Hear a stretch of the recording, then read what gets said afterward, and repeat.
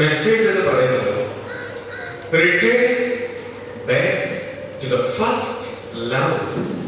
ക്രിസ്തുവിനോടുള്ള ആദ്യ സ്നേഹത്തിലേക്ക് മടങ്ങി വരിക. Return back to the first love. ആദ്യ സ്നേഹത്തിലേക്ക്, ആദ്യ പ്രണയത്തിലേക്ക് മടങ്ങി വരിക. വെളിപ്പാട് 2-ാം അധ്യായം അതിന്റെ 4-5 ഒന്ന് വായിക്കാം. എങ്കിലും നിന്റെ ആദ്യ സ്നേഹം വിട്ടുകളഞ്ഞു എന്നൊരു കുറ്റം നിന്നെ കുറിച്ച് പറയുവാനുണ്ട്. നീ ഏതിൽ നിന്ന് വീണിരിക്കുന്നു എന്ന് ഓർത്ത് മാനസാന്തരപ്പെട്ട് ആദ്യത്തെ പ്രവൃത്തി ചെയ്യുക.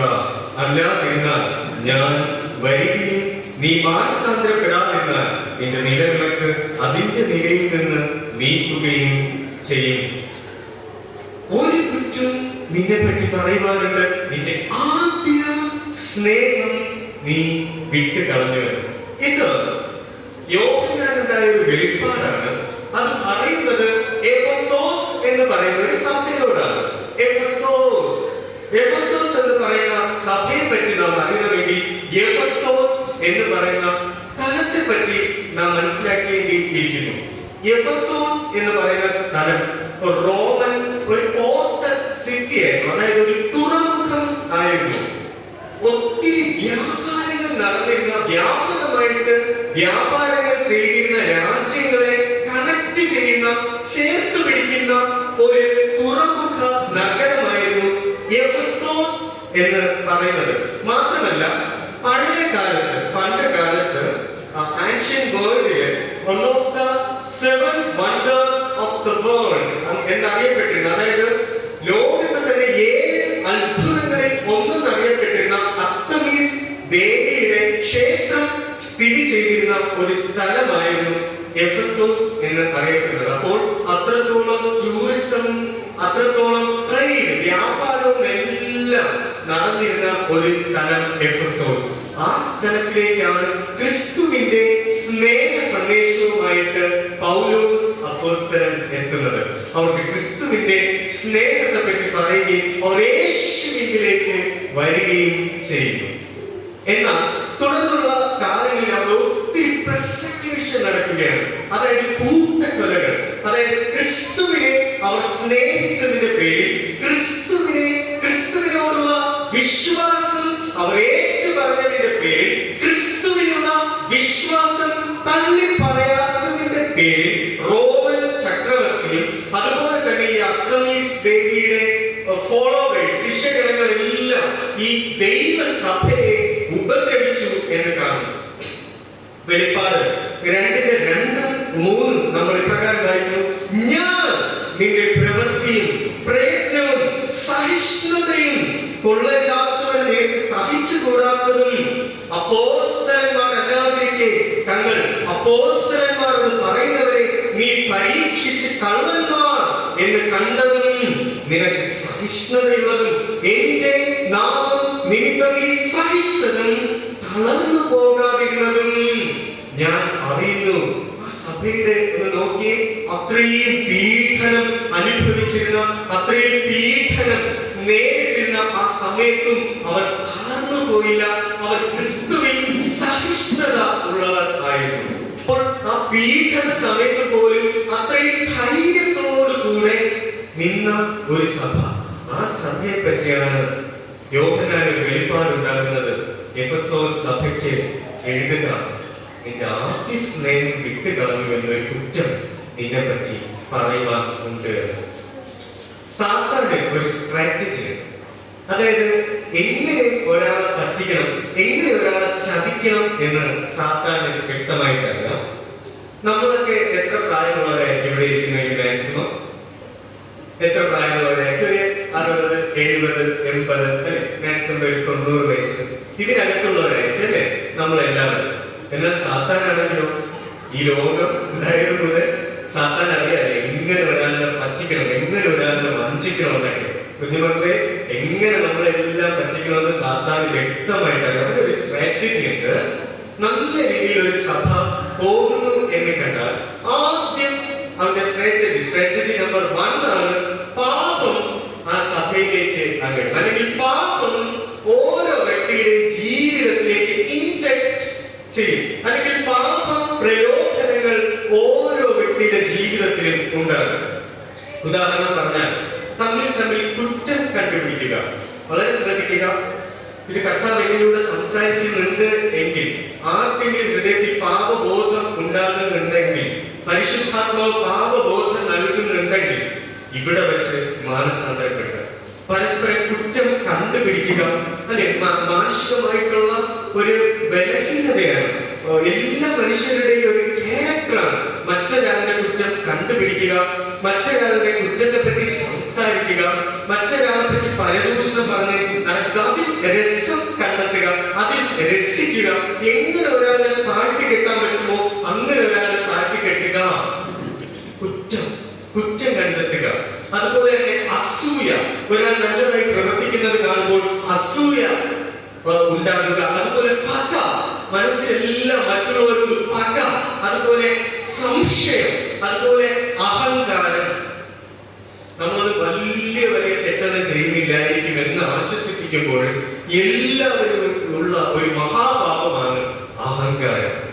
ഞാൻ എന്ന ഭാവം, ഞാൻ എന്ന ഒരു സംഭവമാണ് ഒരു ഭാവം. ഒരു കഥ ഇപ്രകാരമുണ്ട്. നിങ്ങൾ കേട്ടിട്ടുണ്ടോ എന്ന് അറിയത്തില്ല. കുഞ്ഞുമക്കളെല്ലാം ശ്രദ്ധിച്ച്, ഒരു സന്യാസിയുടെ കഥയുണ്ട് കേട്ടോ. ഈ സന്യാസിക്ക് ഒരു പ്രത്യേകതയുണ്ട്. നോക്കി നിന്നുകൊണ്ട് അയാൾ നോക്കുന്നതിനെ ഭസ്മമാക്കുക. വളരെ ഭീകരമായിട്ടൊരു ക്യാരക്ടർ അല്ലേ. കഥയിൽ ചോദ്യമില്ല. അപ്പോ അയാൾ എന്തെങ്കിലും നോക്കിക്കഴിഞ്ഞാൽ ആ നോക്കുന്നത് ഭസ്മമാക്കി കളയുന്നതാണ്. അയാൾ വേണമെന്ന് വിചാരിച്ച് നോക്കിക്കഴിഞ്ഞാൽ അത് ഭസ്മമായി. അപ്പോ ഇത് ഈ ശ്രുതിയെല്ലാം ഇങ്ങനെ ഒത്തിരി സ്ഥലത്തെത്തി. അപ്പൊ ഒരാൾ ഇങ്ങനെ ആഗ്രഹിച്ചു, എനിക്ക് ഇദ്ദേഹത്തിന്റെ ഈ ഒരു സിദ്ധി നേരിട്ട് കാണണം, അതുപോലെ ഇദ്ദേഹത്തിന്റെ ശിഷ്യത്വം കഴിയുമെങ്കിൽ പ്രാപിക്കണം, എനിക്കും നോക്കി എന്ത് ചെയ്യണം, ഇങ്ങനെ ഭസ്മമാക്കി കളയണം. അപ്പൊ അതൊരു വലിയൊരു സിദ്ധിയല്ലേ. നാട്ടിലേക്ക് വന്ന് എങ്ങനെ ഒരു സിദ്ധി കഴിച്ച എല്ലാവരും മഹാൻ എന്നൊക്കെ പറഞ്ഞ് നടക്കും അല്ലേ. അങ്ങനെ ഈ ഒരു വ്യക്തി എന്തെന്നറിയാമോ, ഈ ഒരു സന്യാസിയുടെ അടുക്കിലേക്ക് പോയി. എന്നിട്ട് തന്റെ ആഗ്രഹം പറഞ്ഞു, എനിക്ക് ആ സിദ്ധി കാണണം, നോക്കി ഭസ്മമാക്കുന്ന. അങ്ങനെ ഒരവസരം വന്നപ്പോൾ കാട്ടിലേക്ക് ഈ ഒരു സന്യാസി പോവുകയാണ്. അന്ന് ഈ ഒരു ശിഷ്യനെയും കൂടെ കൂട്ടി ഇങ്ങനെ ഇവർ പരസ്പരം ഇതെല്ലാം സംസാരിച്ച് വളരെ സന്തോഷത്തോടെ ഈ ഗുരുവിന്റെ വലിയ സിദ്ധികളുടെ കഥയൊക്കെ പറഞ്ഞ് ആരെയൊക്കെ ഭസ്മമാക്കിയിട്ടുണ്ടെന്നൊക്കെ പറഞ്ഞ് ഇങ്ങനെ നടക്കുകയാണ് കേട്ടോ. അങ്ങനെ നടന്നു പോകുമ്പോ ഈ ശിഷ്യൻ ഇങ്ങനെ ആഗ്രഹിക്കാം, ആരെങ്കിലും ഒന്ന് മുന്നിൽ വന്നിരുന്നെങ്കിൽ, അല്ലെങ്കിൽ ശത്രുക്കളായിട്ടുള്ള ആരെങ്കിലും ഒന്ന് മുന്നിൽ വന്നിരുന്നെങ്കിൽ ഇപ്പോൾ എനിക്കത് കാണാമായിരുന്നു, നോക്കി എന്റെ ഗുരു ഭസ്മമാക്കുന്നത് എനിക്കിപ്പോൾ കാണാമായിരുന്നു എന്നിങ്ങനെ ആഗ്രഹിക്കുക. പെട്ടെന്ന് തന്നെ വഴിയിലൊരു സിംഹം വന്നപ്പോ ഈ ഒരു ശിഷ്യന്റെ മനസ്സിൽ, നമ്മുടെ മുന്നിൽ ഒരു സിംഹം വന്നാൽ എന്തായിരിക്കും അവസ്ഥ? നിങ്ങളാണെങ്കിൽ എന്തായിരിക്കും ചെയ്യുന്നത്? സിംഹം വന്നാൽ ഓടും. അപ്പോ നമ്മുടെ ഈ ശിഷ്യന്റെ മനസ്സ് മുഴുവൻ ഒറ്റ ആഗ്രഹമായിരുന്നു, ഓടിയൊന്നുമില്ല കേട്ടോ. ശിഷ്യന്റെ മനസ്സ് ദൂരെ ഒരു സിംഹം വരികയാണ്, നടന്നിങ്ങനെ പതിയെ വരികയാണ്. അപ്പൊ ശിഷ്യന്റെ മനസ്സിൽ ഒറ്റ ആഗ്രഹം, എന്റെ ഗുരു ഇപ്പോൾ ഭസ്മമാക്കുന്നത് എനിക്ക് കാണാമോ? ആ ഒരു ചിന്തയോടെ ഗുരുവെ ഭസ്മമാക്കിക്കോ എന്ന് ഇങ്ങനെ പറഞ്ഞത് തിരിഞ്ഞു നോക്കിയതും അയ്യോ എന്നൊരു നിലവിളിയോടെ നമ്മളെ സന്യാസി തൊട്ടടുത്തുള്ള, അല്ലെങ്കിൽ ആ ഒരു ഗുരുവിന്റെ തൊട്ടടുത്തുള്ള മരത്തിന്റെ മണ്ടയിലേക്ക് വലിഞ്ഞു കയറുന്ന ഒരു കാഴ്ചയാണ് കണ്ടത്. മാത്രമല്ല പറ്റിപ്പിടിച്ച് അതിന്റെ മണ്ടയിലോട്ട് കയറിയതിനു ശേഷം ശിഷ്യനോട് ഒരു കാര്യം കൂടെ പറഞ്ഞു, ജീവൻ വേണമെങ്കിൽ നീ കയറിക്കോ. അങ്ങനെ ഭസ്മമാക്കുന്നത് കാത്തു നിന്ന ശിഷ്യൻ മുകളിൽ പറ്റിപ്പിടിച്ച് കയറിയതിനു ശേഷം ചോദിച്ചു, അല്ലയോ ഗുരുവേ, എന്താ താങ്കളെ പറ്റി ഞാൻ കേട്ടതൊക്കെ വെറുതെ ആയിരുന്നോ, വെറും ചതിവാക്കുകളായിരുന്നോ എന്ന് ചോദിച്ചു. അപ്പോ നമ്മുടെ ഗുരു ഇപ്രകാരം പറഞ്ഞു, ഭസ്മമാക്കാനൊക്കെ എളുപ്പമാണ്. കഴിഞ്ഞ ദിവസം പോലും ഞാൻ കോഴിയെ കണ്ട് ഭസ്മമാക്കിയതേ ഉള്ളൂ. അപ്പൊ ഭസ്മമാക്കാനൊക്കെ എളുപ്പമാണ്. പക്ഷേ ഭസ്മമാക്കി കഴിയുമ്പോൾ ഉണ്ടാകുന്ന അഹങ്കാരം, ഞാനത് ചെയ്തു, ഞാൻ മാത്രം അല്ലെ. ദൈവത്തിന് മാത്രം ലഭിക്കേണ്ടത് ഒരു പദവി എല്ലാം ദൈവമാണ് എല്ലാം ചെയ്യുന്നത്. എന്നാൽ അവിടെ മനുഷ്യൻ അത് ഏറ്റെടുക്കുകയാണ്. അഹങ്കാരം നമ്മൾ അറിയാതെ നമ്മുടെ മനോനിലകളെ ഭരിക്കുന്നുണ്ട്. ഞാൻ ഇന്നത് ചെയ്തു, എന്തുകൊണ്ട് അവൻ എനിക്ക് എനിക്കത് തിരികെ ചെയ്തില്ല എന്ന ചിന്ത, അഹങ്കാരം. ഞാനാണ് ഇന്നതെല്ലാം ചെയ്തത് എന്ന ചിന്ത, അഹങ്കാരം. ഈ അഹങ്കാരം, മാനസാന്തരപ്പെടി, ഇതെല്ലാം പിശാച് നമ്മെ ചതിക്കുവാനായിട്ട് നമ്മുടെ ഉള്ളിൽ ഇടുന്ന പാപത്തിന്റെ വിത്തുകളൊക്കെ. അതുപോലെയാണ് ഈ കാലത്ത് കണ്ടുവരുന്ന ഒന്നാണ് സഭകളിൽ ചേർച്ചയില്ലായ്മ. അതായത് മുതിർന്നവർ തമ്മിൽ പല പല ഗ്രൂപ്പുകളാകുന്നു, സഭാ രാഷ്ട്രീയമാകുന്നു, യുവാക്കൾ പല പല ഗ്രൂപ്പുകളാകുന്നു, അവിടെ പിന്നെ സഭാ രാഷ്ട്രീയങ്ങളാകുന്നു, അവർ പരസ്പരം വഴക്കാകുന്നു, പരസ്പരം ഒത്തുചേരാതെ പോകുന്നു, ചേർച്ചയില്ലാതെ പോകുന്നു. വചനം പറയുന്നു, സങ്കീർത്തനം 133:1, ഇതാ സഹോദരി സഹോദരന്മാർ ഒത്തൊരുമിച്ച് വസിക്കുന്നത് എത്ര ശുഭവും എത്ര മനോഹരവും ആകുന്നുവെന്ന്. ഈ വചനം എത്രയോ കാലങ്ങളായിട്ട് നമ്മൾ വായിക്കുന്നു, എന്നാൽ ഇത് പ്രാവർത്തികമാക്കുവാൻ നമുക്ക് കഴിഞ്ഞിട്ടുണ്ടോ? കുഞ്ഞു മക്കളും യുവാക്കളും യുവതികളും മുതിർന്നവരും കൈകോർത്ത് ദൈവാലയത്തിൽ കൂടിച്ചേർന്ന്, വരാത്തവരെല്ലാം കൂട്ടിച്ചേർത്ത് ഒത്തുചേർന്ന് ഒത്തൊരുമയോടെ ദൈവമേ എന്ന് നിലവിളിക്കുമ്പോൾ സ്വർഗത്തിലുണ്ടാവുന്ന സന്തോഷം എത്ര അധികം. അതുപോലെ മുൻവിധികളെ മാറ്റിവെക്കുക. മത്തായി 7:1 പറയുന്നു, നിങ്ങൾ വിധിക്കപ്പെടാതിരിക്കേണ്ടതിന് നിങ്ങൾ വിധിക്കരുത് എന്ന്. ആദ്യം സ്വന്തം കണ്ണിലെ കോൾ നീക്കിക്കളയുക, എന്നിട്ട് സഹോദരന്റെ കണ്ണിൽ നിന്ന് കരട് നീക്കുന്നത് നിനക്ക് നല്ലതായി കാണുമെന്ന് വചനത്തിൽ നമ്മൾ കാണുന്നു. അപ്പൊ ഇങ്ങനെയുള്ള പല പല പാപങ്ങളാൽ ജനം അടിമത്തത്തിലാണ്. ഈ പാപങ്ങളെല്ലാം നാം ജയിച്ച് ഒത്തൊരുമയോടെ ആദിമ സഭ മുന്നോട്ട് വന്നപ്പോഴാണ് പിശാച് അടുത്തൊരു സ്ട്രാറ്റജി കേട്ടു. അതിതായിരുന്നു കൂട്ടക്കൊല. കൂട്ടക്കൊല എന്ന് പറയുമ്പോൾ ഇന്ന് നൈജീരിയ, സിറിയ, സുഡാൻ തുടങ്ങിയ സ്ഥലങ്ങളിൽ, ഞാൻ ഇന്നൊരു ന്യൂസ് ഇന്നോ എങ്ങനെയോ കണ്ടതാണ്, കഴിഞ്ഞ 48 മണിക്കൂറിൽ 2000-ലധികം ക്രിസ്ത്യാനികളാണ് മരിച്ചതെന്നാണ്. അപ്പൊ ഇതുപോലെ കൂട്ടക്കൊലകൾ നടക്കുന്ന സ്ഥലം ഒരു നാൾ അങ്ങനെ ഒന്ന് നമ്മുടെ ഇടയിലേക്ക് വന്നാൽ എന്തായിരിക്കും നമ്മുടെ അവസ്ഥ? നമ്മുടെ വിശ്വാസം തണുത്തു പോകുമോ? വിശ്വാസം, ആ മക്കള് അവരത് ഉപേക്ഷിക്കാത്തത് കാരണം, അവരത് തള്ളി പറയാത്തത് കാരണം അവരുടെ ജീവൻ പോലും എടുത്തു കളയുന്ന ഒരു സാഹചര്യമാണ് ഇന്ന് ലോകത്തിന്റെ പല കോണുകളിലും നടക്കുന്നത്. ആദിമസഭ ഇങ്ങനെ ഒരു കൂട്ടക്കൊല നേരിട്ടു, എന്നാൽ അതിനെയും അതിജീവിച്ച് അതിലും അവരുടെ വിശ്വാസം അവർ തള്ളി പറയാതെ മുന്നോട്ട് വന്നപ്പോൾ സാധാരണ മൂന്നാമത്തെ സ്ട്രാറ്റജി കിട്ടും. അതായത് ഈ കാലത്തുള്ള ഒരു സ്ട്രാറ്റജിയാണ് അല്ലെ. ആദ്യം പാപമായിരുന്നു, രണ്ടാമതായി കൂട്ടക്കൊലകളായി, അതിലൊന്നും ഒരു കുഴപ്പവും അല്ലെങ്കിൽ അതെല്ലാം ജയിച്ച് സഭ മുന്നോട്ട് വന്നപ്പോൾ അവന്റെ മൂന്നാമത്തെ സ്ട്രാറ്റജി അവൻ ഇടുകയാണ്. അതിതാണ് ഡൈവർഷൻ. അതായത് നമുക്ക് വേണ്ടതെല്ലാം നമുക്ക് ലഭിക്കുന്നു, നമുക്ക് വേണ്ടതെല്ലാം നമുക്ക് ലഭിക്കുന്നു, നമുക്ക് വേണ്ടുന്ന വിദ്യാഭ്യാസമുണ്ട്, നമുക്ക് വേണ്ടുന്ന സുഖ സൗകര്യങ്ങളുണ്ട്, നമുക്ക് വേണ്ടുന്ന രോഗ സൗഖ്യമുണ്ട്, നമുക്ക് സമാധാനം കേട്ടില്ല, നമുക്ക് ഒരു ബുദ്ധിമുട്ടുമില്ല, നമ്മളൊരു കംഫർട്ട് പ്ലേസിലാണ്. അപ്പോൾ നമുക്ക് ദൈവത്തോടുള്ള എരിവ് നഷ്ടപ്പെടുന്നു. നമുക്ക് ദൈവത്തോടുള്ള ആ ഒരു എരിവ് നഷ്ടപ്പെടുന്നു. ആദ്യം കുടിലുകളിലായിരുന്നു, അതിനു മുന്നേ ആരും കാണാതെ കണ്ടാൽ ഉപദ്രവിക്കുമെന്നൊക്കെ പേടിച്ച് കൂടി വന്നിരുന്ന ആരാധിച്ചിരുന്ന നാളുകൾ കഴിഞ്ഞപ്പോൾ അത് കുടിലുകളായി, അത് ഭവനങ്ങളായി, അത് പിന്നീട് കൊട്ടാരക സദൃശമായ ദേവാലയങ്ങളായി. പക്ഷേ ആദ്യ സഭകളിൽ ഉണ്ടായിരുന്ന എന്തോ ഒന്നില്ല. അതത്രേ നമ്മുടെ ഉള്ളിലുള്ള എരിവ്. യുവാക്കളെ, യുവതികളെ, ലഹരിയോടുള്ള പ്രണയം, ലോകത്തോടുള്ള പ്രണയം, അതത്രേ നമ്മുടെ എല്ലാം ഉള്ളിലുണ്ട്. എന്നാൽ യേശുവിനോടുള്ള പ്രണയം നഷ്ടമായി. യേശുവിനോടുള്ള ആദ്യ സ്നേഹം നഷ്ടമായി. ഈ ലോകത്തോട് മാത്രമായി നമ്മുടെ പ്രണയം. കാരണം ഈ ലോകത്തിലുള്ളതെല്ലാം നമുക്ക് ലഭിക്കുവാനായിട്ട് തുടങ്ങി. സ്വയം ശോധന ചെയ്യുക. ഇങ്ങനെ ആദ്യ സ്നേഹം നഷ്ടപ്പെട്ടാൽ എന്തൊക്കെയായിരിക്കും പരിണിത ഫലങ്ങൾ? വളരെ ഡേഞ്ചറസ് ആയിട്ടുള്ള കാര്യങ്ങളാണ് കേട്ടോ, ഭയപ്പെടുത്തുന്ന കാര്യങ്ങളാണ് ഇതെല്ലാം. വളരെ ശ്രദ്ധയോടെ കേൾക്കാം. ഒന്നാമതായിട്ട്, ഞാൻ ഈ 2 ദിവസം മുന്നേ എൻ്റെ ഒരു ഡോക്ടറാണ്, എൻ്റെ ഒരു കത്തോലിക്ക ഫ്രണ്ടിലൂടെയാണ്. ഇപ്പൊ ആ ഡോക്ടറിന്റെ അടുത്ത് ഞാൻ ഒരു ഫ്രീ ടൈമിൽ വചനം സംസാരിക്കുമ്പോൾ അദ്ദേഹം എന്നോട് പറഞ്ഞു, വചനം ഏറ്റവും അറിയാം എന്ന് പറയുന്നവർ ഏറ്റവും നന്നായിട്ട് വ്യാഖ്യാനിക്കുക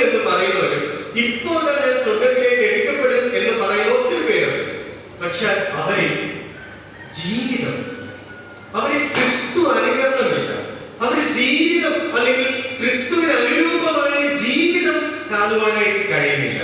നോക്കി, നമ്മളെല്ലാം പത്രങ്ങൾ എന്നാണ് വചനത്തിൽ പറയുന്നത്. എന്നാൽ നമ്മിൽ ജീവിതങ്ങൾ ഇല്ല. ജീവിതമില്ലാത്ത നമ്മെ കാണുമ്പോൾ എങ്ങനെ മറ്റൊരാൾ ക്രിസ്തുവിനെ കണ്ടെത്തും? നോക്കിയേ, റിലീജിയസ് നോളജ്, മതപരമായിട്ടുള്ള അറിവ് നമ്മിലുണ്ട്. മതപരമായിട്ടുള്ള ആചാരങ്ങൾ നമ്മളെല്ലാം മുഴുകിയിരിക്കുന്നു. ഒരു ക്വിസ് മത്സരത്തിൽ പോയാൽ ബൈബിളിൽ നിന്ന് നമുക്ക് ഫസ്റ്റ് കിട്ടും. പക്ഷെ എവിടെയോ ലൈഫ് ഇല്ല, ജീവിതമില്ല. ഈ വചനം എന്ന് പറയുന്നു, കൽപ്പനകൾ എന്ന് പറയുന്നു, അത് അനുസരിക്കാനുള്ള ഒരു ഉൾവിളി നമ്മിൽ ഇല്ല. അങ്ങനെ മുന്നോട്ട് പോകുന്ന ഒരു ലോകം. വെളിപ്പാട് 3:3b ഇപ്രകാരം പറയുന്നു: നീ ഉണരാതിരുന്നാൽ ഞാൻ കള്ളനെ പോലെ വരും, ഏത് നാഴികയ്ക്ക് നിന്റെ മേൽ വരും എന്ന് നീ അറിയുകയും ഇല്ല. 1 കൊരിന്ത്യർ 6:9 ഇപ്രകാരം നാം കാണുന്നു. 1 കൊരിന്ത്യർ 6:9 വഞ്ചിക്കാതിരിക്കുകയും ദുർനടപ്പുകാർ, വിഗ്രഹാരാധികൾ, വ്യഭിചാരികൾ, സ്വയഭോഗികൾ, പുരുഷകാമികൾ, കള്ളന്മാർ, അത്യാഗ്രഹികൾ, മദ്യപിക്കുന്നവർ, പാപിഷ്ഠാനക്കാർ, പിടിച്ചുപറിക്കാർ എന്നിവർ ദൈവരാജ്യം അവകാശമാക്കുകയില്ല എന്നീ വചനം പറയുന്നുണ്ടെങ്കിൽ അവകാശമാക്കുകയില്ല. എത്രയോ ഭയാനകമായിട്ടുള്ള, ഭയപ്പെടുത്തുന്ന ഒരു തലമുറയെ അറിയാമോ ഇത്? മദ്യത്തിനും മയക്കുമരുന്നിനും ലഹരിക്കും എല്ലാം ക്രൈസ്തവ കുട്ടികൾ തന്നെ അടിമപ്പെടുന്ന ഒരു കാലം ഞാൻ പലരെയും കണ്ടിട്ടുണ്ട്. ക്രിസ്തീയ പേരുള്ളവരാണ്, നാമധേയ ക്രിസ്ത്യാനികൾ. പേരൻസിന്റെ ചൂടിൽ നിന്ന് കുറച്ചപ്പുറത്തേക്ക് മാറുമ്പോൾ പിന്നെ അവർക്ക് ലഹരി നൽകുന്ന കാര്യങ്ങളിൽ മാത്രമാകും അവരുടെ ചിന്ത. മദ്യം, അതുപോലെ സിഗരറ്റ്. ഒരു ദിവസം എത്രയോ സിഗരറ്റ് വലിക്കുന്ന പെൺകുട്ടികൾ, ആൺകുട്ടികളൊക്കെ പറയുന്നില്ല, പെൺകുട്ടികൾ. ഒരു കാലത്ത് പെൺകുട്ടികൾ ഇതൊന്നും യൂസ് ചെയ്തില്ല, പക്ഷെ ഇന്ന് പെൺകുട്ടികൾ ഇതെല്ലാം ഇല്ലാതെ ജീവിക്കാൻ പറ്റത്തില്ല എന്നൊരു കാലം. മദ്യം, മയക്കുമരുന്ന്, സിഗരറ്റ്, അതുപോലെ അശ്ലീല ചിത്രങ്ങൾ ഉണ്ടാക്കുകയും പ്രചരിപ്പിക്കുകയും കാണുകയും ആസ്വദിക്കുകയും ചെയ്യുന്നവർ നമ്മുടെ തലമുറയിൽ കൂടി വരുന്നത് എന്തുകൊണ്ട്? മാനസാന്തരപ്പെടുക. ഇതെല്ലാം നമ്മുടെ ശരീരമാകുന്ന പരിശുദ്ധാത്മാവിന്റെ മന്ദിരത്തെ നശിപ്പിച്ചു കളയുന്നു എന്ന് വചനം പറയുന്നു. ആ ശരീരമാകുന്ന മന്ദിരത്തെ നശിപ്പിക്കുന്നവരെ ദൈവം നശിപ്പിക്കും എന്ന് വചനത്തിൽ നാം കാണുന്നു. മാനസാന്തരപ്പെടുക. ആരെങ്കിലും ലഹരിയുടെ അടിമത്തത്തിലാണെങ്കിൽ മക്കളെ മാനസാന്തരപ്പെടുക. നിങ്ങളുടെ ലഹരി അത് യേശുവിനോടുള്ള പ്രണയം ആക്കി മാറ്റുക. രണ്ടാമത്, ആദ്യ സ്നേഹം, ഒരു എരിവ് നമ്മിൽ നിന്ന് വിട്ടുപോകുമ്പോൾ നമ്മിൽ ഉണ്ടാകുന്ന ഒന്നാണ് സുവിശേഷ തൽപരത കുറഞ്ഞു പോകുന്നു. നാം ഇവിടെ കംഫർട്ടായിട്ട് നമ്മൾ വന്നിരിപ്പുണ്ടല്ലേ, കുറച്ച് പേർ കൂടുന്നുണ്ട്, ഒരു ആരാധന ക്രമം ഉപയോഗിച്ച് നാം ആരാധിക്കുന്നുണ്ട്, പല സഭകളായിട്ട് നാം വളരെ സന്തോഷത്തോടെ ഇങ്ങനെ പോകുന്നുണ്ട്. പക്ഷേ കർത്താവ് പറഞ്ഞിരിക്കുന്നത് മത്തായി എഴുതിയ സുവിശേഷം 28:18 മുതൽ 20 വരെ നോക്കുമ്പോൾ, നിങ്ങൾ ലോകമെമ്പാടും പോയി സകല ജാതികളെ ശിഷ്യന്മാരാക്കിക്കൊള്ളുവാനാണ്. ലോകത്തിൽ സുവിശേഷത്തിന്റെ വിത്ത് വിതയ്ക്കുന്ന ചിന്ത നമ്മിൽ ഇല്ലാതെയായി പകരം ലോകത്തിനെ നമ്മുടെ ശത്രുക്കളായിട്ട് കാണുവാനായിട്ട് നാം തുടങ്ങി. മൂന്നാമതായിട്ട്, ഇങ്ങനെ പോയി അത് പരസ്പര സ്നേഹവും കൂട്ടായ്മയും ഇല്ലാത്തൊരവസ്ഥയിലേക്ക് നമ്മെ മാറ്റും. ആദ്യം സഭയിൽ പരസ്പരം കൂടി വരാത്തവരായി തീരും. പതിയെ ഭവനത്തിൽ തന്നെ എത്രയോ മാതാപിതാക്കൾ, ഒന്നാലോചിച്ച് സൺഡേ സ്കൂൾ ദിനമാണ്, സ്വയം ശോധന ചെയ്യേണ്ടുന്ന ദിവസമാണ്.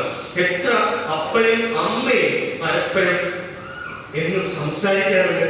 എത്രയോ അപ്പനമ്മമാർ പരസ്പരം സംസാരിച്ചിട്ട് ദിവസങ്ങളാകുന്ന ദാമ്പത്തിക ജീവിതങ്ങളുണ്ട്. ഇത് കണ്ടു വളരുന്ന, മാനസികമായിട്ട് വരെ ബുദ്ധിമുട്ട് അനുഭവിക്കുന്ന എത്രയോ മക്കൾ ഉള്ള ഒരു തലമുറയാണ്. എത്ര മാതാപിതാക്കൾ മക്കളോട് സംസാരിക്കുവാനായിട്ട് സമയം കണ്ടെത്താറുണ്ട്. എത്ര മക്കൾ മാതാപിതാക്കൾ പറയുന്നത് ചെവിക്കൊള്ളുന്നുണ്ട്, താഴ്മയോടെ അത് കേൾക്കുന്നുണ്ട്. ഇങ്ങനെ ഒരു തലമുറ. മക്കളെ, നിങ്ങളുടെ മാതാപിതാക്കളെ അനുസരിപ്പിൻ, അവരെ ബഹുമാനിപ്പിൻ, അവർ പറയുന്നതൊക്കെ കേൾപ്പിൻ. എങ്കിൽ ദൈവത്തിന്റെ അനുഗ്രഹം നിങ്ങളുടെ തലമേൽ വന്ന് ഉദിക്കും. 4, പിന്മാറ്റം. നോക്കി, ആദ്യ സ്നേഹം നമ്മിൽ നിന്ന് വിട്ടുപോകുമ്പോൾ നമ്മിൽ ഉണ്ടാകുന്ന ഒന്നാണ് പിന്മാറ്റം. നോക്കി, ഞാൻ ചില കൺവെൻഷനുകളിലൊക്കെ പങ്കെടുക്കുമ്പോൾ ശ്രദ്ധിച്ചിട്ടുണ്ട്, അവിടെ പലതരത്തിൽ ശുശ്രൂഷ ചെയ്യുന്നവരുണ്ട് അല്ലേ.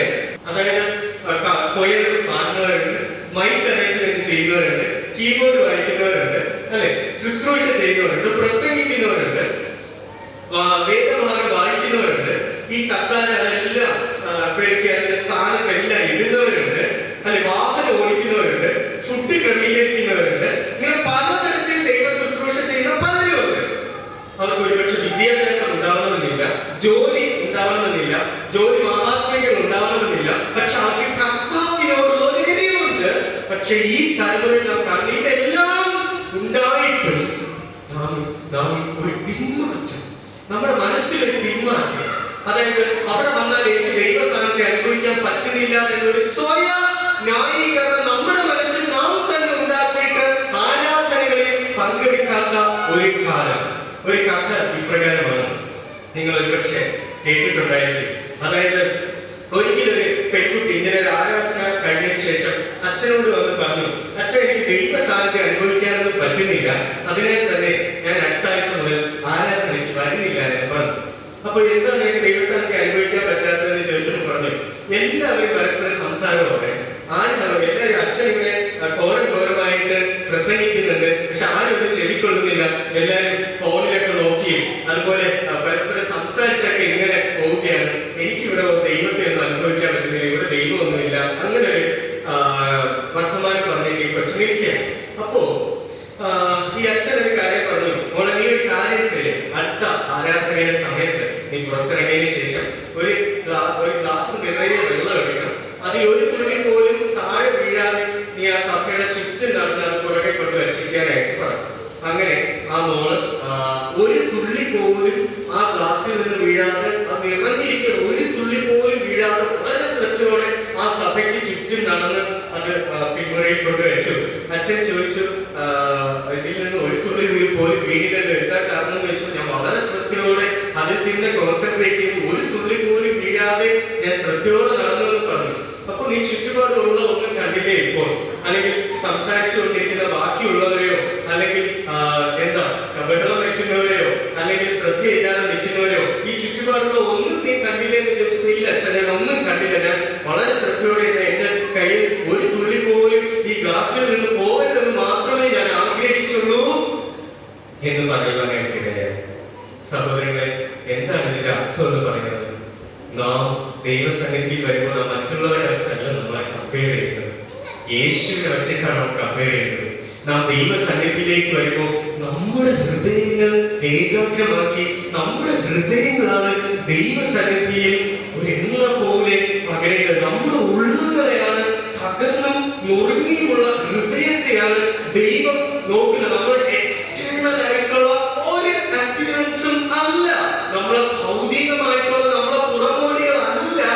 നീ അവന്റെ പൊക്കമോ തൂക്കമോ ഒന്നും നോക്കരുത് എന്നാണ് വചനം പറയുന്നത്. പകരം നീ അവന്റെ ഹൃദയത്തെ, ഞാൻ അവന്റെ ഹൃദയത്തെ കണ്ടിരിക്കുന്നു എന്നാണ് വചനം പറയുന്നത്. എപ്രകാരം നിങ്ങളെ ഹൃദയം ആയിരിക്കുന്നു. പിന്മാറ്റം. സഹോദരങ്ങളെ, അവസരങ്ങളെല്ലാം കിട്ടുമ്പോൾ അത് പ്രയോജനപ്പെടുത്താം. ഇന്ന് ഇത്രയും പീഡനങ്ങൾ നൈജീരിയയും സിറിയയും പോലുള്ള സ്ഥലങ്ങളിൽ നടക്കുമ്പോൾ അവിടെ ചില വീഡിയോസ് ഒക്കെ വരിക, ഓടി കിട്ടുന്ന സമയത്ത് കിട്ടുന്ന സാഹചര്യത്ത് കൊല്ലാൻ നിൽക്കുകയാണ് ചിലർ. എന്നാൽ പോലും അവിടെ പോലും ഓടിക്കൂടി ഇച്ചിരി നേരമെങ്കിലും വചനം കേൾക്കാൻ, ദൈവ സാന്നിധ്യത്തിൽ ഇരിക്കാൻ പൊതിച്ച് അവരോടും. നമുക്ക് അവസരവും സമയവും കിട്ടുമ്പോൾ അത് ഉപയോഗിക്കാം. നമ്മുടെ മക്കളെ സൺഡേ സ്കൂളുകളിൽ വിടുക, ഒരിക്കലും മുടങ്ങാതെ സൺഡേ സ്കൂളിൽ പറഞ്ഞേക്കുക, അവരെ കൂടുതൽ ട്രെയിനിങ് കൊടുക്കുക, അവരെ വളർത്തി വലുതാക്കുക. ഭവനാരാധനകൾ, കൺവെൻഷൻ യോഗങ്ങൾ, രാത്രി യോഗങ്ങൾ, ഇവയെല്ലാം ആർത്തിയോടെ കൂടി വരിക. കൂടി വന്നതിന് ശേഷം കർത്താവിന്റെ വരവിനെ പറ്റി ചിന്തിക്കുക, അവന്റെ വരവിന് വേണ്ടി ഒരുങ്ങുക. അഞ്ചാമതായിട്ട് പിന്മാറ്റത്തിലേക്ക്, അല്ലെങ്കിൽ ഒരു ആദ്യ സ്നേഹം നമ്മിൽ നിന്ന് നഷ്ടപ്പെടുമ്പോൾ ഉണ്ടാകുന്ന പരിണിത ഫലം എന്ന് പറയുന്നത് പരിശുദ്ധാത്മാവിൽ നാം നടക്കാൻ മറന്നുപോകും. പകരം നാം നമ്മുടെ ഇഷ്ടത്തിൽ നടക്കും. നാം നമ്മുടെ ഇഷ്ടത്തിൽ നടക്കുമ്പോൾ വചനത്തിൽ നാം ഇപ്രകാരം കാണുന്നു. മത്തായി എഴുതിയ സുവിശേഷം 7:21 മുതൽ 23 വരെ നാം വായിക്കുമ്പോൾ ഇപ്രകാരം നാം കാണുന്നു. എന്നോട് കർത്താവേ കർത്താവേ എന്ന് വിളിക്കുന്ന ഏവരുമല്ല, സ്വർഗ്ഗസ്ഥനായ എന്റെ പിതാവിന്റെ ഇഷ്ടം ചെയ്യുന്നവരത്രേ സ്വർഗ്ഗരാജ്യത്തിൽ കടക്കുന്നു എന്ന് നാം വചനത്തിൽ കാണുന്നു. നോക്കി, എന്നോട് കർത്താവേ കർത്താവേ എന്ന് വിളിക്കുന്ന ഏവരുമല്ല. അവസാന നാളുകളിൽ കർത്താവിന്റെ അടുക്കൽ നിന്ന് നാം ഇപ്രകാരം പറയും,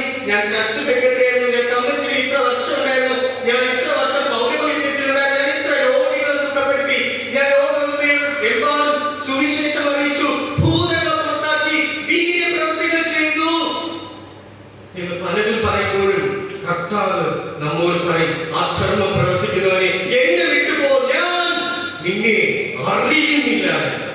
അങ്ങനെ ഒരു കാര്യം നമ്മോട് പറഞ്ഞാൽ എന്തായിരിക്കും നമ്മുടെ റെസ്പോൺസ്? എന്തായിരിക്കും നമ്മുടെ അവസ്ഥ?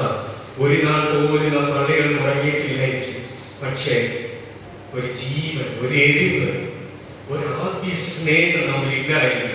പരിശുദ്ധാത്മാവിൽ ദൈവ ഇഷ്ടം ചെയ്യാതെ നമ്മുടെ ഇഷ്ടം ചെയ്ത് ഈ ലോകത്തിൽ നാം എല്ലാം ചെയ്യുന്നു എന്ന് കരുതും. ഒരു സെൽഫ് സാറ്റിസ്ഫാക്ഷൻ, ഒരു സ്വയം സംതൃപ്തിയോടെ നാം ഇങ്ങനെ മുന്നോട്ട് പോയിക്കൊണ്ടിരിക്കും.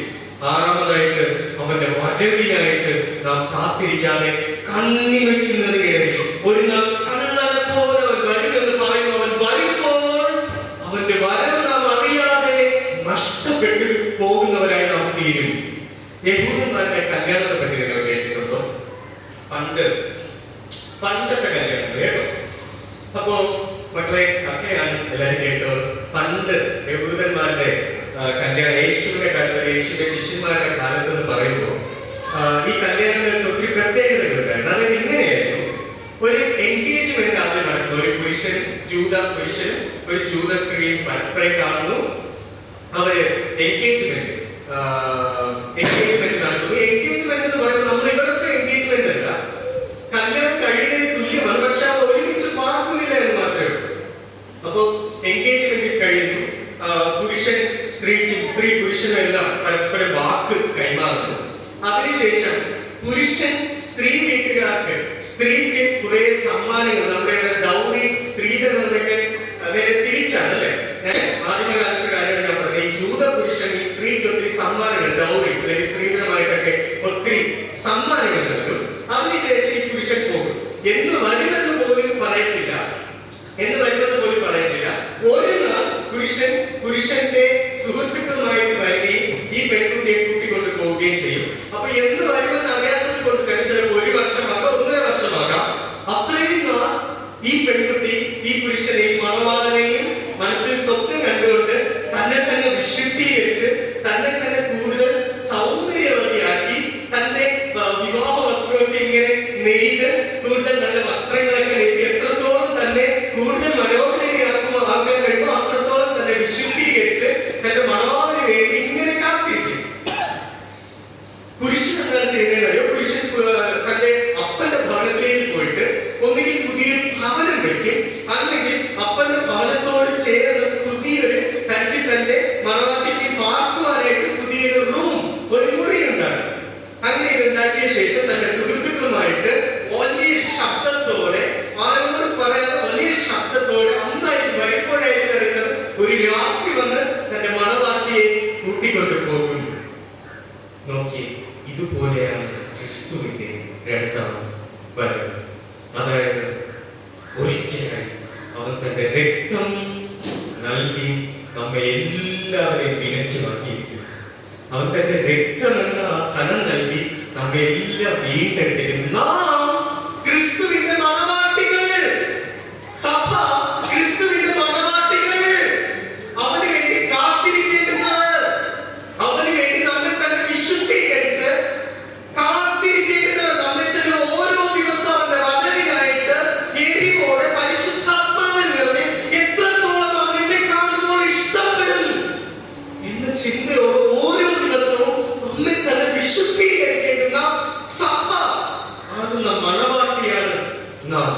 ഒരു നാൾ അവൻ കർത്താവ് ഇപ്രകാരമാണ് യോഹന്നാന്റെ സുവിശേഷത്തിൽ പറയുന്നത്. 14-ാം അധ്യായം അതിന്റെ 3 ഇപ്രകാരമാണ് പറയുന്നത്: ഞാൻ നിങ്ങൾക്ക് സ്ഥലം ഒരുക്കുവാനായിട്ട് പോകുന്നു, ഞാൻ സ്ഥലം ഒരുക്കാൻ ഞാൻ വീണ്ടും വരും, വന്ന് നിങ്ങളെ എന്നോട് ചേർക്കുമെന്ന് വചനത്തിൽ നാം കാണുന്ന സഹോദരൻ. ഓർക്കുക, ഒരു നാൾ കർത്താവ് നമ്മെ ചേർക്കുവാൻ ആഹ്ലാദ ധ്വനിയോടെ വരുമ്പോൾ നമ്മിൽ എത്ര പേര് 10 കന്യകമാരെ പോലെ, അല്ലെ, വിളക്ക് കത്തിച്ച് കാത്തിരുന്ന കന്യകമാരെ പോലെ അവനോട് ചേർക്കപ്പെടും. സഹോദരങ്ങളെ, നാം ക്രിസ്തുവിന്റെ മണവാട്ടികൾ മാനസാന്തരപ്പെടുക, ആദ്യ സ്നേഹത്തിലേക്ക് മടങ്ങി വരിക. ആ എരിവില്ലാത്തത് കൊണ്ടാണ് നാം ആരും ദൈവസഭയിൽ കൂടി വരാത്തത്, ദൈവ കാര്യങ്ങൾ ചെയ്യാത്തത്. Return back to the first love. ആദ്യ സ്നേഹത്തിലേക്ക് മടങ്ങി വരിക. Return back to the first love toward Jesus.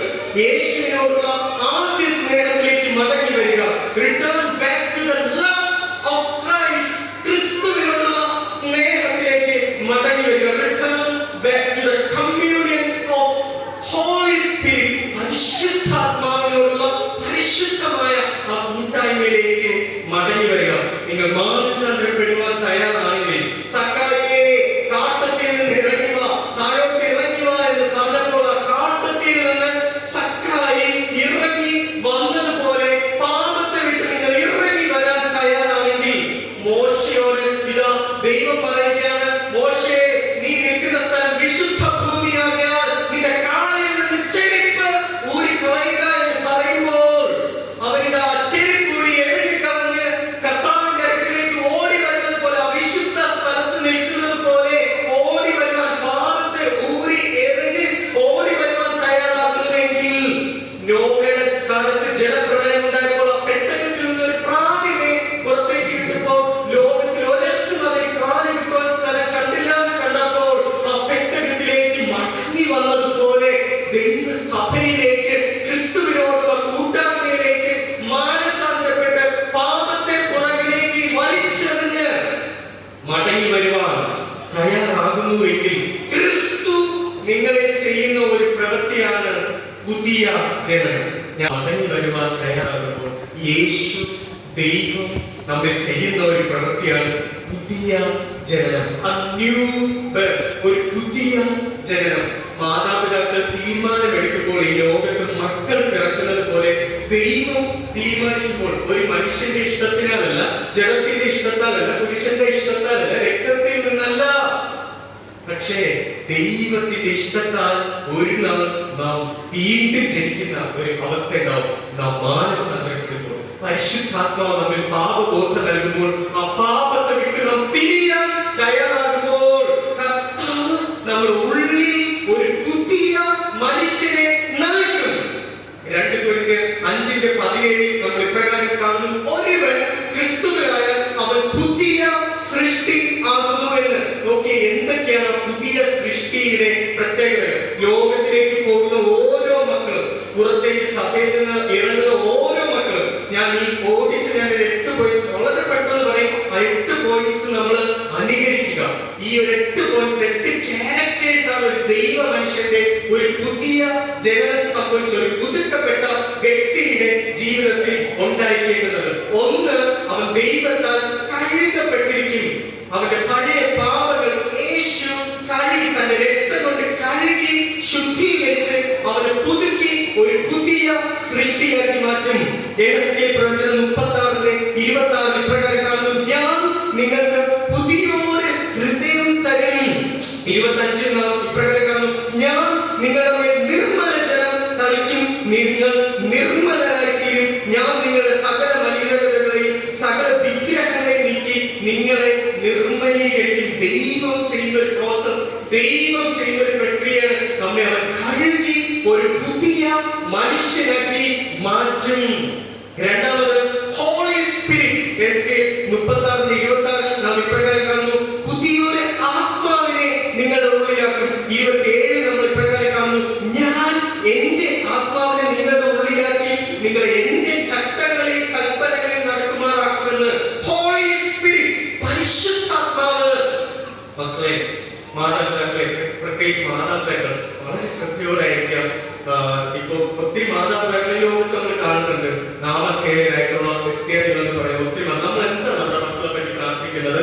നിങ്ങളുടെ പിന്നിൽ നിന്ന് സംസാരിക്കുന്ന ഒരു ഡോക്ടറാണ് കേട്ടോ.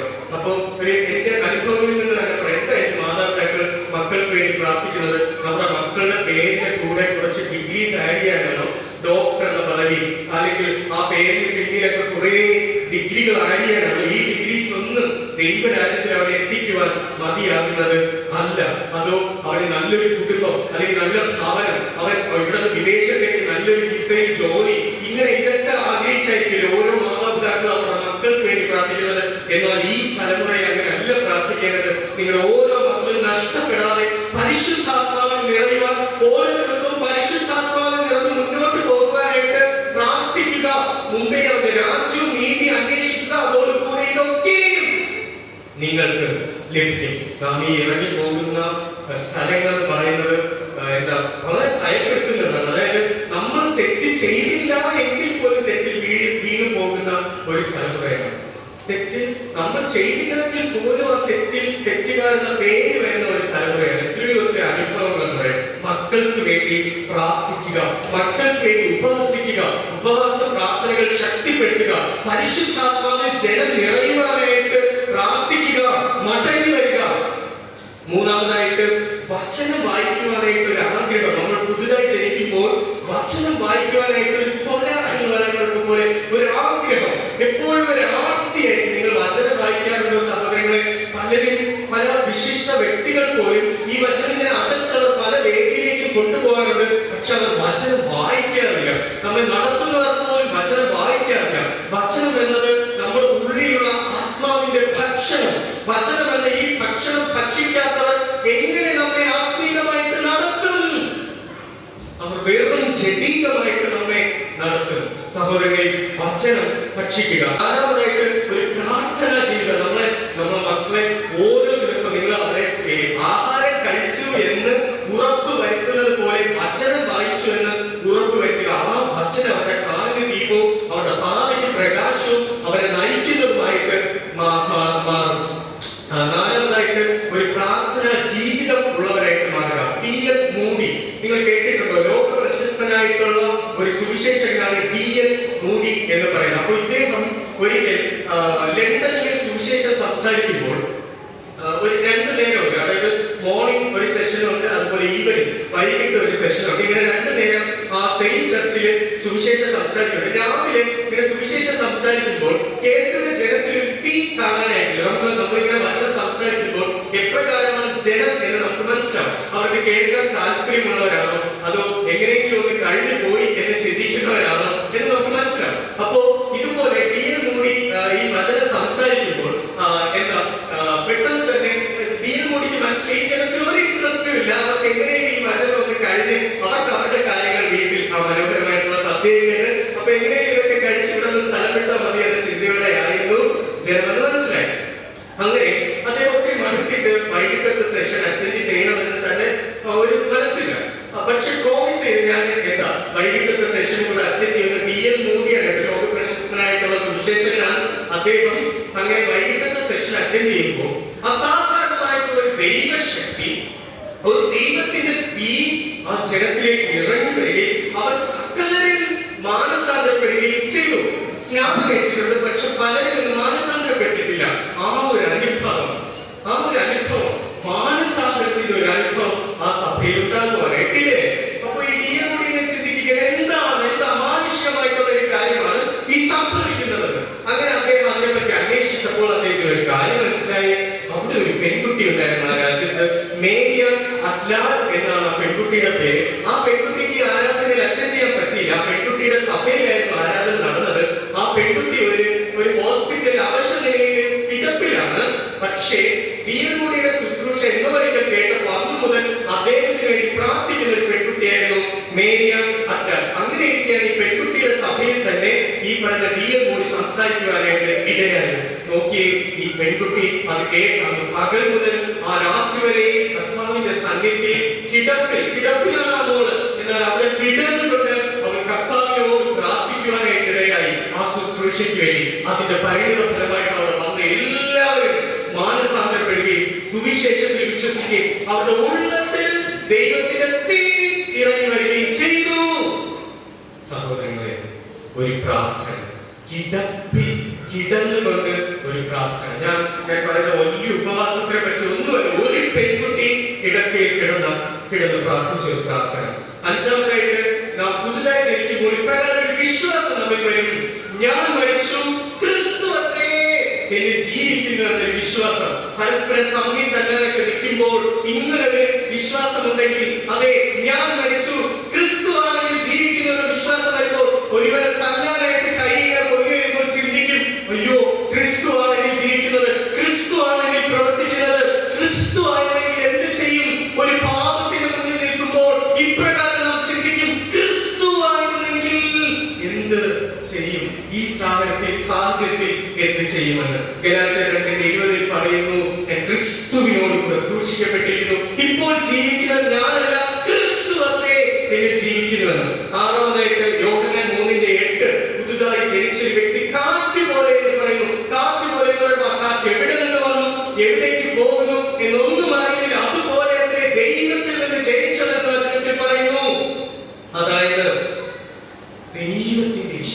ചെയ്യുന്നവരായിട്ട് നാം മാറ്റപ്പെടും.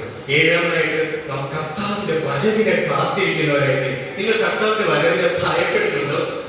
നമ്മൾ പലപ്പോഴും എന്നെ പേടിപ്പിക്കുക, ഇതോ കർത്താവായി അതുകൊണ്ട് മനസ്സാക്കപ്പെടുക. എന്നാൽ അങ്ങനെയല്ല. എത്രയോ എത്രയോ എത്രയോ കർത്താവ് ഇപ്പൊ വരുമോ, ഇപ്പൊ വരുമോ, ഇനി ഈ എന്റെ നാളുകളിൽ വരുമോ, അതോ ഇനി അടുത്ത തലമുറയിലാണോ വരുന്നത്, അതോ എന്റെ മക്കളുടെ തലമുറയിലാണോ വരുന്നത്, എനിക്ക് ക്രിസ്തുവിനെ കാണുവാൻ കഴിയുമോ എന്ന കൊതിയോടെ കർത്താവിനെ കാത്തിരിക്കുന്ന എത്രയോ മക്കളുണ്ട്. നാം എപ്രകാരം ആയിരിക്കുമെന്ന് ശോധന ചെയ്യുക. അവസാനമായിട്ട് യോഹന്നാൻ 3:3 ഇപ്രകാരം കാണുന്നു, നിങ്ങൾ പുതുതായി ജനിക്കുന്നില്ല എങ്കിൽ ദൈവരാജ്യം കാണത്തില്ല. റോമർ 8:1 ഇപ്രകാരം പറയുന്നു, അപ്രകാരം പുതുതായി ജനിച്ച വ്യക്തി അവന് ന്യായവിധി, ശിക്ഷാവിധി ഇല്ല. ഇപ്പോൾ ക്രിസ്തു യേശുവിലുള്ളവർക്ക് ഒരു ശിക്ഷാവിധിയും ഇല്ല എന്ന് വചനത്തിൽ നാം കാണുന്നു. സഹോദരങ്ങളെ, മാനസാന്തരപ്പെടുക, ക്രിസ്തുവിലേക്ക് മടങ്ങി വരിക, ആദ്യ സ്നേഹത്തിലേക്ക് മടങ്ങി വരിക, പാപത്തോട് പോരാടുക, ലോകത്തോട് എതിർത്ത് നിൽക്കുക, ലോകത്തോട് അനുരൂപമാകാതെ ക്രിസ്തുവിനോട് അനുരൂപമാകുക. ഓരോ ദിവസവും കഴിയുമ്പോഴും ഞാൻ എത്രത്തോളം ക്രിസ്തുവിനെ പോലെയായി എന്ന് ചിന്തിക്കുക. അതിനുവേണ്ടി നമ്മുടെ ആത്മാവിനെയും മനസ്സിനെയും എല്ലാം വചനത്താലും പരിശുദ്ധാത്മാവിനാലും നിറയുവാനായിട്ട് ആഗ്രഹിക്കുക. യേശുവിനോടുള്ള ഒരു പ്രണയം, യേശുവിനോടുള്ള ഒരു എരിവ്, യേശുവിനോടുള്ള ഒരു മടങ്ങി വരവ്. അതേ സഹോദരങ്ങളെ, ഇത് നിങ്ങൾക്കുള്ള ഒരു വിളിയാണ്. ആരൊക്കെയോ വേണ്ടിയുള്ള വിളിയാണ്. മടങ്ങി വരിക, കർത്താവിലേക്ക് മടങ്ങി വരിക. നീ ചെയ്ത പ്രവൃത്തികളൊക്കെ ഓക്കെയാണ്. എഫെസോസ് സഭയോട് പറയുന്നത്, നിന്റെ പ്രവൃത്തി, പ്രയത്നവും സഹിഷ്ണുതയും കൊള്ളരുതാത്തവരെ സഹിക്കാത്തതും അപ്പോസ്തലന്മാരല്ലാതെ എനിക്ക് അപ്പോസ്തലന്മാരെന്ന് പറഞ്ഞവരെ നീ കള്ളന്മാരെന്ന് പറഞ്ഞത് എല്ലാം ഞാൻ അറിയുന്നു, ഓക്കെ. ഒരു കാര്യം, നിന്റെ ആദ്യ സ്നേഹം നഷ്ടപ്പെട്ടു പോയി. ആ ആദ്യ സ്നേഹത്തിലേക്ക്, ആ എരിവിലേക്ക്, ക്രിസ്തുവിലേക്ക് മടങ്ങി വരിക, ക്രിസ്തുവിലേക്ക് മടങ്ങി വരിക. ശുശ്രൂഷകനോട് ചേർന്ന് യേശുവിന്റെ വരവിനെ കാത്തിരിക്കുക. ഓരോ അവസരങ്ങൾ പോലും പാഴാക്കാതെ ഓരോ ആരാധനയ്ക്കും ഓടി ആർത്തിയോടെ കൂടുക. കർത്താവ് നിങ്ങൾ നിലയ്ക്കാത്ത രീതിയിൽ നിങ്ങൾ നടത്തും, നിങ്ങളെ അനുഗ്രഹിക്കും. അപ്രകാരം ഈ വചനങ്ങളാൽ ദൈവം നിങ്ങളെ സമൃദ്ധിയായിട്ട് അനുഗ്രഹിക്കുമാറാകട്ടെ.